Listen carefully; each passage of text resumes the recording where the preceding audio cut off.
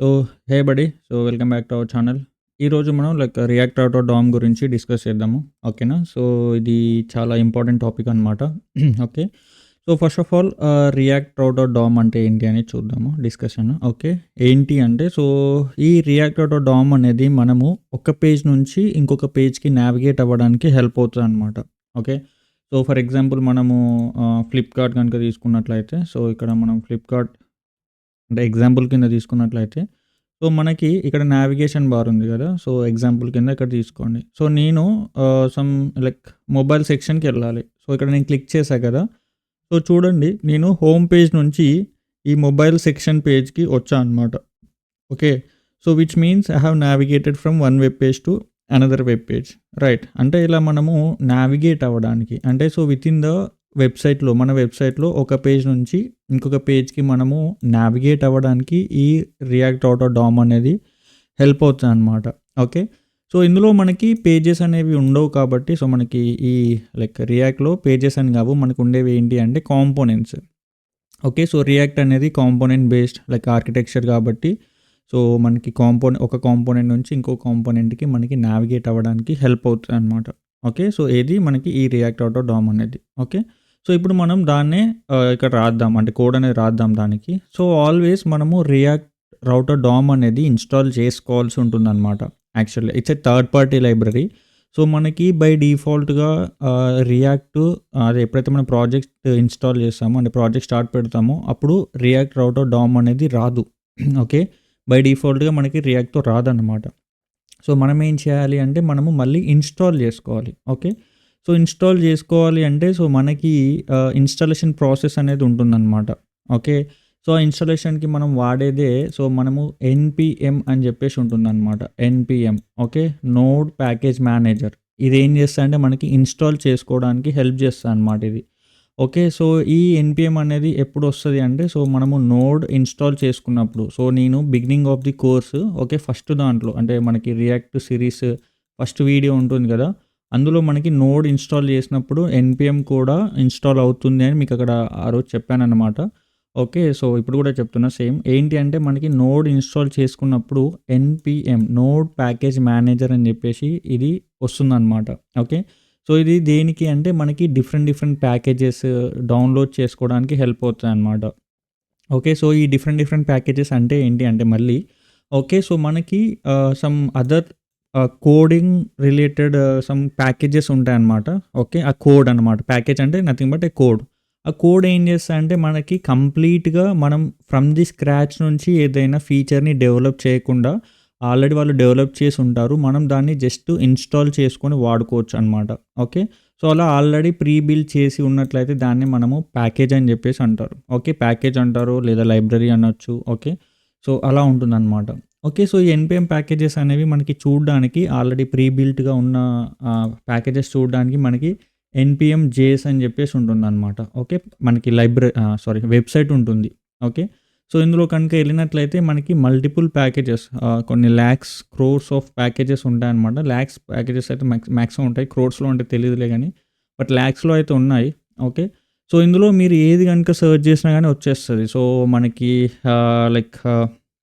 Random OTP generator అని చెప్పేసి మనది ఉంటుందన్నమాట. ఓకే. ర్యాండమ్ ఓటీపీ జనరేటర్ అని చెప్పేసి యాహ్! ఇది okay. Generator. Okay. I think this one. Okay.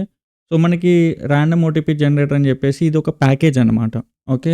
ఇది చూసుకున్నట్లయితే యాహ్! ఇది నేను చేసిందే అనమాట. ఓకే. ఇక్కడ మీరు చూసుకున్నట్లయితే ఇది మనం చేసిందే. మనకి ప్రెజెంట్ అయితే ఓన్లీ ఈ వీక్లీ వైస్‌గా చూసుకుంటే 2 పీపుల్స్ యూజ్ చేస్తున్నారు as of now. Which is fine. వాళ్ళు అంటే యూజ్ ఉన్నవాళ్ళు చేసుకుంటారు. లేదు అంటే యూజ్ చేయరు. ఇదేంటి అంటే మనకి ఫ్రమ్ ది స్క్రాచ్ నుంచి అంటే ఈ ప్యాకేజ్ అనేది మనకి ఆల్రెడీ నేను క్రియేట్ చేసి పెట్టా. కోడ్ రాసి పెట్టా. ఓకే. మనం జస్ట్ ఇన్‌స్టాల్ చేసుకొని వాడుకోవడమే అనమాట. జస్ట్ 2, 3 లైన్స్ ఆఫ్ కోడ్‌లో మనకి అయిపోతుంది. ఏది ప్యాకేజ్ కనుక యూజ్ చేసుకున్నట్లయితే. ఓకే. అదే నువ్వు ప్యాకేజ్ యూజ్ చేయకుండా నువ్వు ఓన్‌గా కోడ్ రాసుకోవాలి అంటే ఇందులో 45 లైన్స్ ఆఫ్ కోడ్ ఏమో ఉంటుందన్నమాట. 45, 46 అలా ఉంటుంది నేను రాసినప్పుడు. సో, కోడ్ ఇక్కడ కూడా చూసుకోవచ్చనమాట. ఓకే. ఇక్కడ కోడ్ అని ఉంటుంది. సో, ఇక్కడ మనకు చూస్తే index.jsలో ఇదిగో ఇక్కడ 41, 45 కూడా కాదు, 41 లైన్స్ ఆఫ్ కోడ్ ఉందనమాట. ఓకే. సో, ఈ కోడ్ అనేది ఇంటర్నల్‌గా రన్ అవుతుందనమాట. సో, నువ్వు ఒక ర్యాండమ్ ఓటీపీని జనరేట్ చేయాలి అంటే either you have 2 choices. One is install the package this random OTP generator by using the npm. Okay. Otherwise you have to right the entire code from the scratch. Okay. So, ఇలా ఈ npm అనేది మనకి ఈ third party libraries అదే ప్యాకేజెస్‌ని install చేసుకోవడానికి help అవుతుందనమాట.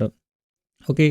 So, అలా like మనము ఈ npmని యూజ్ చేసి ఈ ఈవెన్ ఏదైనా కానీ అంటే రియాక్ట్ ఆటో డామ్‌ని కానీ ఇంకా అదర్ లైబ్రరీస్ కానీ ఇన్‌స్టాల్ చేసుకోవాలి అంటే మనం npmని వాడతామన్నమాట.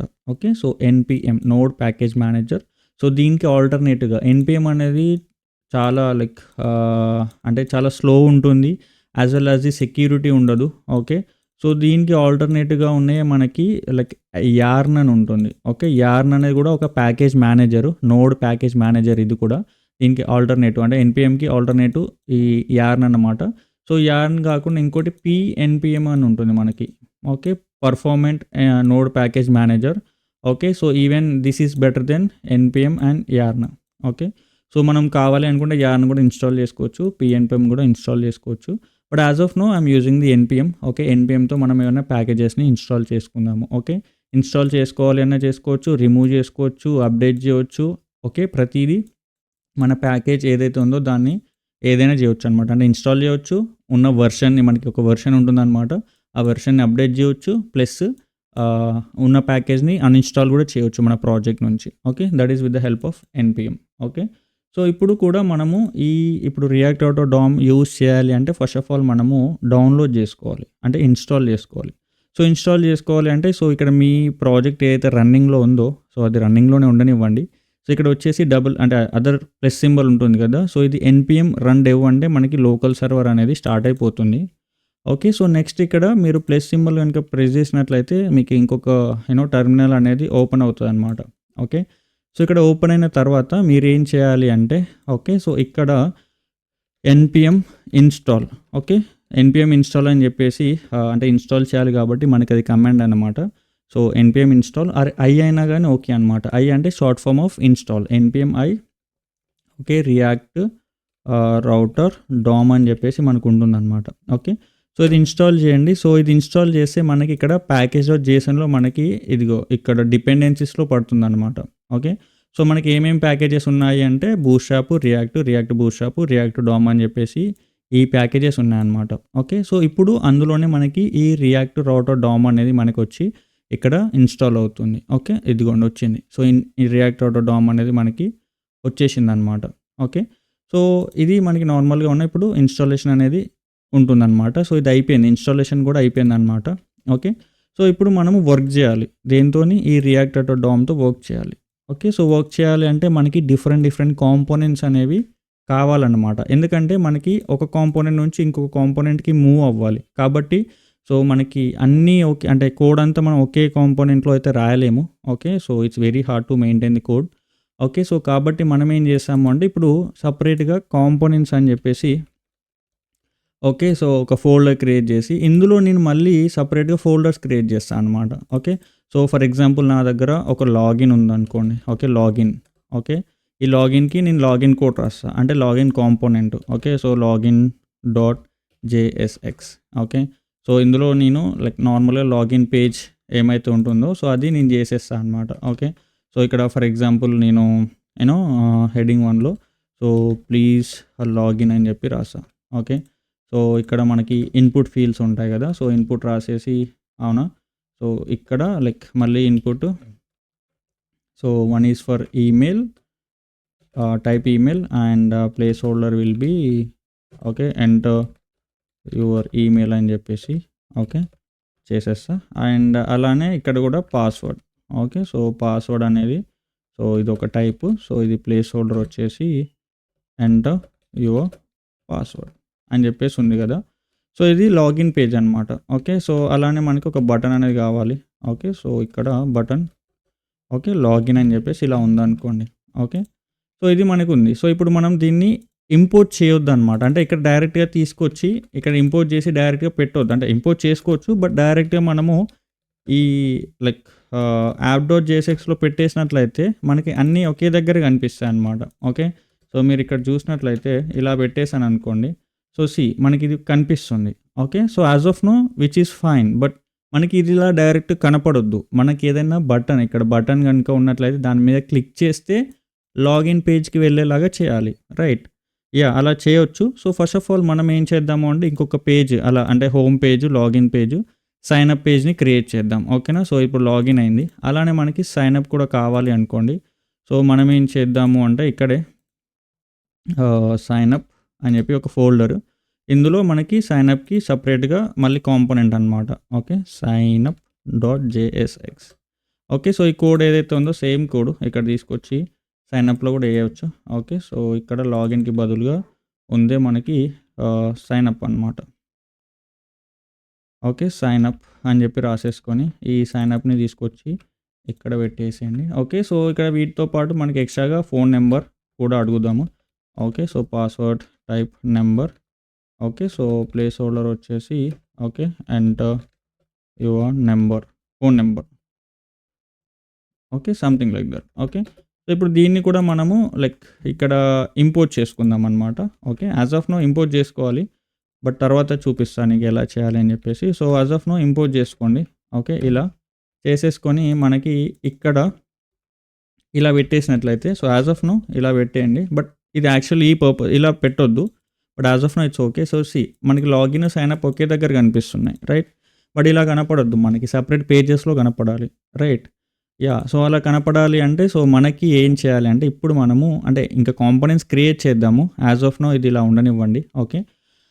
సో, ఇప్పుడు మనం ఏం చేయాలి అంటే రియాక్ట్ డాట్ డామ్‌ని మనము ఇన్‌స్టాల్ చేసాం గదా! దాన్ని మనము యూజ్ చేసుకోవాలనమాట. అంటే ఇంపోర్ట్ చేసుకోవాలి. ఓకే. సో, ఇలా ఇంపోర్ట్ చేసుకునేటప్పుడు మనకి ఈ రియాక్ట్ డాట్ డామ్‌లో మనకి కొన్ని కాంపోనెంట్స్ ఉంటాయన్నమాట. ఓకే. సో, కాంపోనెంట్స్ అంటే మీనింగ్ ఏంటి అంటే సో, ఇలా మనము సెల్ఫ్ క్లోజింగ్ ట్యాగ్‌లో పెట్టాల్సి ఉంటుంది. ఓకే. సో, కాబట్టి సో, ఇలా రియాక్ట్ రౌటర్ డామ్ అని ఏదైతే ఉందో మనం ఇన్‌స్టాల్ చేసుకున్నామో సో, దాన్ని ఇంపోర్ట్ చేసుకోండి. సో, ఏంటి అంటే ఇందులో ఉండేవి మనకి okay. So, browser, router. Okay. And ఇక్కడ రౌట్స్ అని చెప్పేసి ఉంటుంది. ఓకే. నేను ఒక్కొక్క దాని గురించి కూడా ఎక్స్‌ప్లెయిన్ చేస్తా. ఓకే. సో, రౌట్స్ మనకు కావాల్సింది. ఇంకొకటి ఏంటి అంటే రౌట్ అన్నమాట. ఓకే.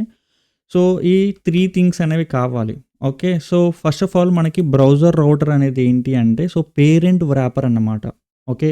సో, ఈ బ్రౌజర్ రౌటర్ అనేది మనకి మన బ్రౌజర్‌లో రౌటింగ్‌ని ఎనేబుల్ చేస్తది.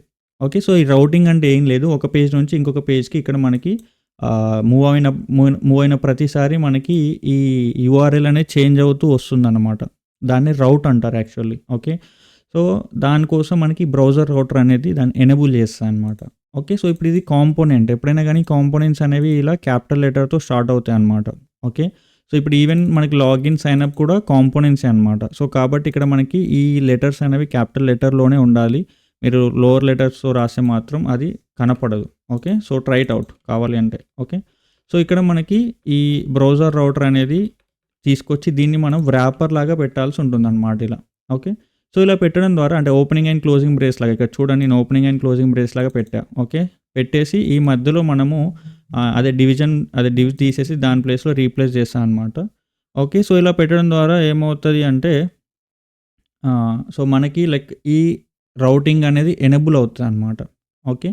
సో, అది మనకి హిస్టరీ ఏపీఐ ఉంది కదా! సో, దాని ద్వారా మనకి అవుతుందనమాట. ఓకే.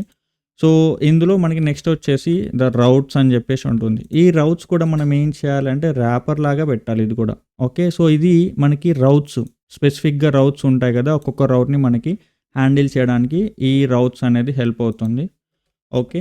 సో, దీని తర్వాత మనకున్నది స్పెసిఫిక్ రౌట్ అన్నమాట. ఓకే. ఈ రౌట్ అనేది ఏం చేస్తది అంటే మ్యాప్ చేస్తది. ఈచ్ రౌట్ అంటే మనం క్లిక్ చేసిన ప్రతిసారి ఏ రౌట్‌కి ఏమేమి వెళ్ళాలి అనేది మ్యాప్ చేస్తదనమాట. ఓకే. సో, దానికోసం మనం ఏం చేస్తాము అంటే నేను ఈ రియాక్ట్ డాట్ డామ్ హెడింగ్ తీసేసి ఓకే. సో, ఇక్కడ నేనేం చేస్తా అంటే ఈ రౌట్ ఇలా రాసేస్తా అనమాట. రాసేసి ఓకే. సో, ఇక్కడ మనకి ఏం చేయాలంటే మనకి స్పెసిఫిక్‌గా పాత్ అంటే దీని మీద క్లిక్ చేసినప్పుడు ఏ పాత్‌కెళ్ళాలి ఏంటి అనేది మనకి ఉంటుందన్నమాట. ఓకే. సో, నేను లాగిన్ పేజ్‌కి మీదకెళ్ళాలి. ఎప్పుడు ఈ రౌట్‌కి మ్యాచ్ అయినప్పుడు. అంటే లైక్ నేను స్పెసిఫిక్‌గా ఏదైనా బటన్‌ని క్లిక్ చేసినప్పుడు సో, లాగిన్ పేజ్‌కెళ్ళాలి అంటే నేను లాగిన్ అని చెప్పి ఇలా రాసా అనమాట. అది మీ ఇష్టము. పాత్ అనేది మీరు ఏదైనా ఇచ్చుకోవచ్చు.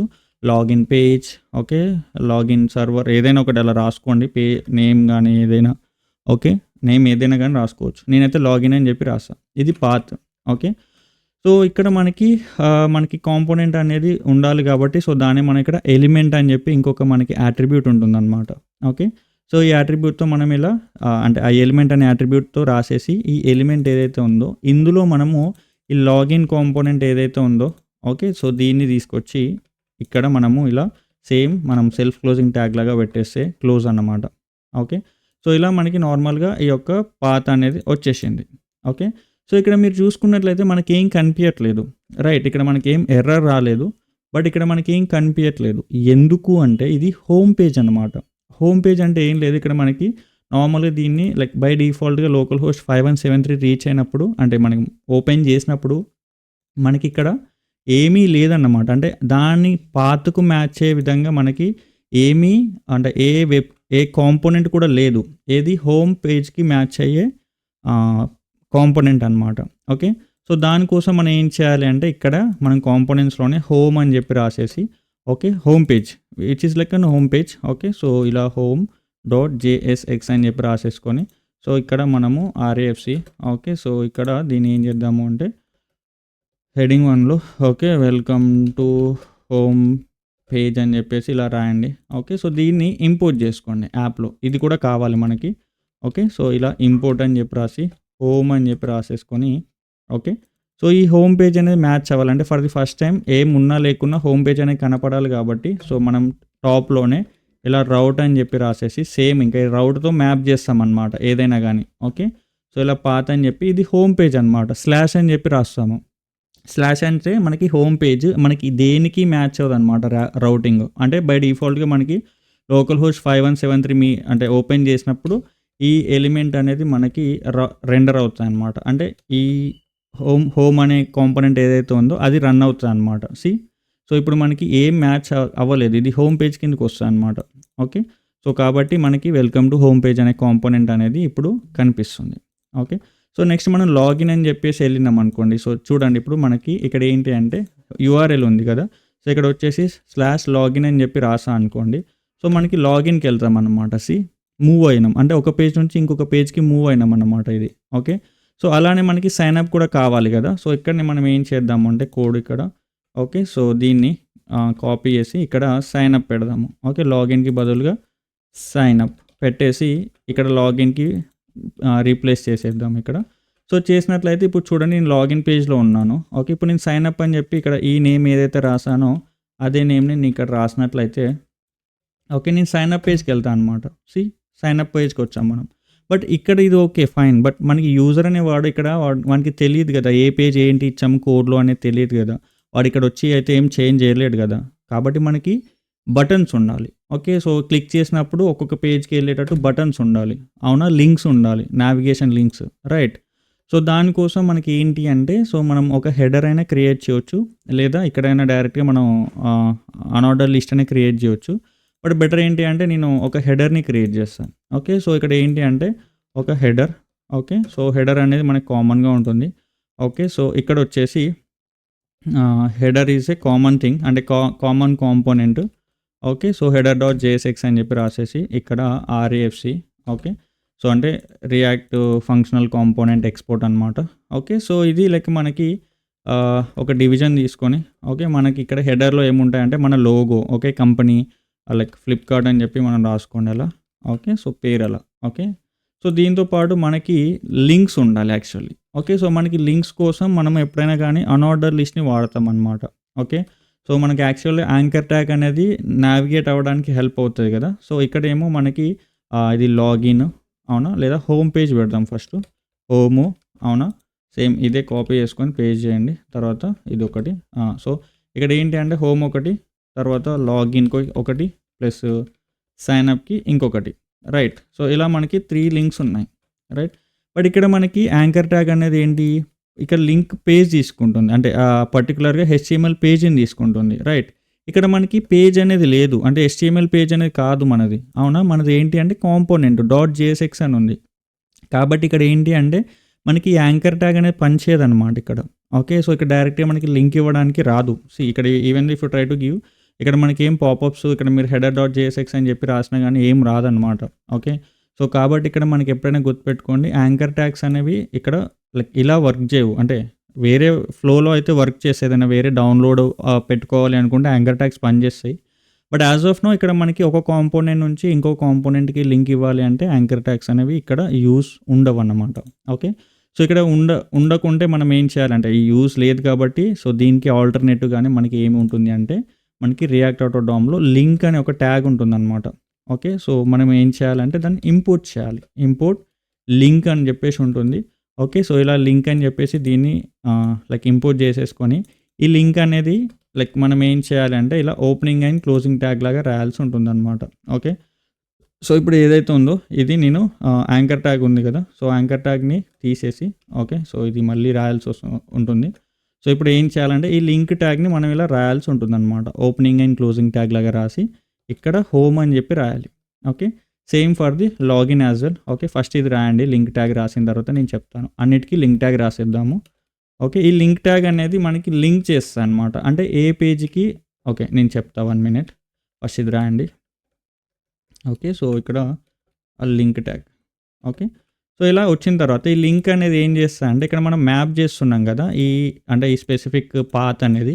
సో, ఈ పాత్‌కి మ్యాచ్ చేస్తదనమాట. అంటే లింక్ చేస్తదనమాట. అంటే స్పెసిఫిక్‌గా ఆ పాత్‌కే మనం మ్యాచ్ చేస్తున్నామా లేదా అనేది ఇది చెక్ చేసి మ్యాచ్ అయితే ఆ స్పెసిఫిక్‌గా ఉన్న రౌట్‌కి మూవ్ చేస్తదనమాట.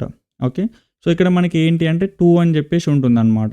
ఓకే. సో, 2 అని చెప్పేసి మనం ఇలా రాసుకోవచ్చు లేదా ఈ కర్లీ బ్రేస్‌తో అయినా పెట్టేసి దీని లోపలైనా మనము ఆ పాత్ అనేది ఇయ్యొచ్చు. ఓకే. హోమ్ కాబట్టి మనకి ఈ హోమ్‌కి పాత్ ఏమి ఇచ్చాము స్లాష్. స్లాష్ అంటే హోమ్ పాత్. కాబట్టి ఇది పాత్ హోమ్‌కి వెళ్ళిపోతుందనమాట. ఓకే.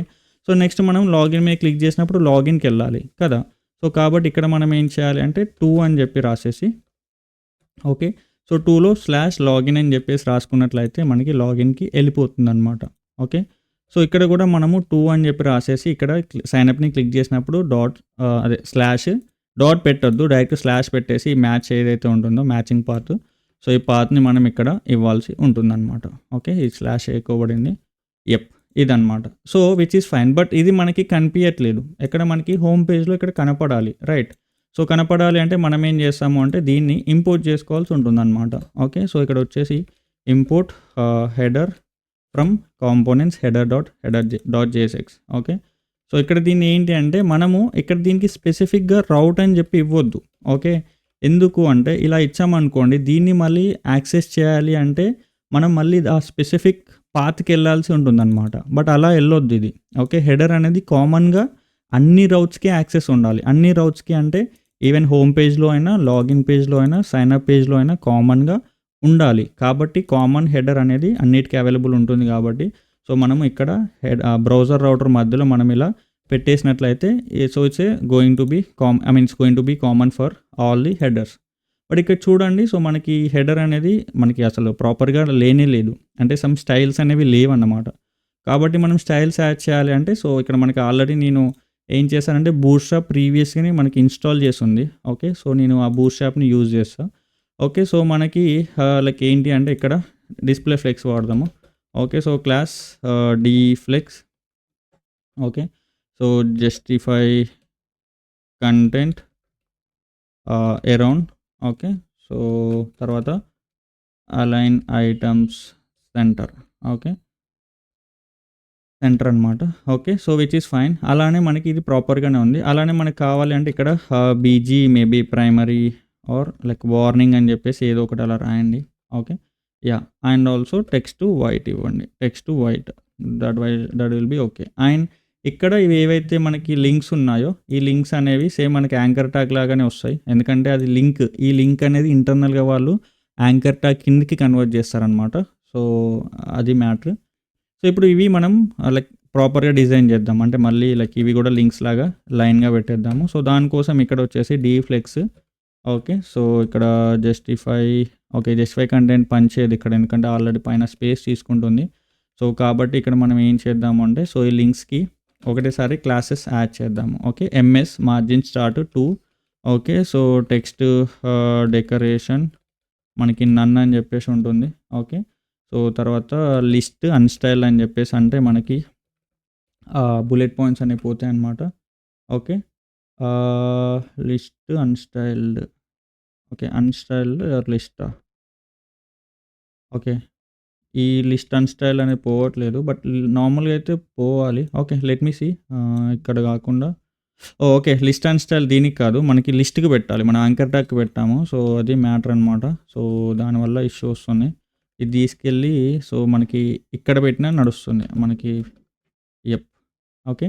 సో తర్వాత ఇక్కడ వచ్చేసి వీటికి టెక్స్ట్ కలర్ అనేది వైట్ కలర్ దీనికి కూడా పెట్టేద్దాం. అవి బ్లూ కలర్‌లో ఉన్నాయి బై డిఫాల్ట్‌గా. సో కాబట్టి టెక్స్ట్ వైట్ అని చెప్పి రాసుకున్నట్లయితే మనకి వైట్ కలర్‌లో వచ్చేసిందనమాట. ఓకే. సో ఇప్పుడు మనకి ప్రాపర్‌గా హెడర్ అనేది డిజైన్ అనేది అయిపోయిందనమాట. ఓకే. సో నువ్వు కావాలి అనుకుంటే కొద్దిగా ప్యాడింగ్ కూడా ఇచ్చుకోవచ్చు. Okay. So padding will be 3. Okay. Yep. And so మనం షాడో కూడా ఇవ్వచ్చు అనమాట కావాలి అంటే. ఓకే. సో షాడో ఇవ్వచ్చు అనమాట. ఓకే. సో సమ్‌హౌ షాడో వచ్చింది. ఓకే. సో ఇది మనకి నార్మల్‌గా ఉన్న ఈ యొక్క హెడర్. ఓకే. సో ఇప్పుడు మనం ఇక్కడ నుంచి లాగిన్ పేజ్‌కి మూవ్ అవ్వాలి. ఓకే. సో లాగిన్ పేజ్‌కి మూవ్ అవ్వాలంటే ఆల్రెడీ మనకి లింక్ ఇచ్చుకున్నాము. ఓకే. సో ఇక్కడ హెడర్‌లోనే లింక్ 2 అని చెప్పేసి ఇచ్చాం కదా! యెస్. ఇక్కడ ఈ 2 అనేది ఏం చేస్తా అంటే ఈ లింక్ పాత్ మ్యాచ్ చేసి ఇది దేనితో మ్యాచ్ అయితుందో ఆ ఎలిమెంట్‌కి తీసుకెళ్తుందనమాట. ఓకే. ఇక్కడ మనకి లాగిన్ మీద క్లిక్ చేస్తే లాగిన్‌కి మ్యాచ్ అయితుంది కాబట్టి పాత్ మనం లాగిన్ కాంపోనెంట్‌కి వెళ్తాము. Okay. In case sign up మీద క్లిక్ చేసినప్పుడు సైన్ అప్‌తో మ్యాచ్ అవుతుంది కాబట్టి ఈ సైన్ అప్‌కి వెళ్తామనమాట. ఓకే. సో కాబట్టి ఇప్పుడు మనం హోమ్ పేజ్‌లోనే ఉన్నాం. ఎన్నిసార్లు క్లిక్ చేసినా హోమ్ పేజ్‌కే వస్తాము. సో ఇప్పుడు నేను లాగిన్ మీద క్లిక్ చేస్తే లాగిన్‌కి వెళ్ళిపోయాను అనమాట ఇక్కడ. ఓకే. బట్ ఈ కాంపోనెంట్ అనేది హెడర్ అనేది కామన్‌గా ఉంది.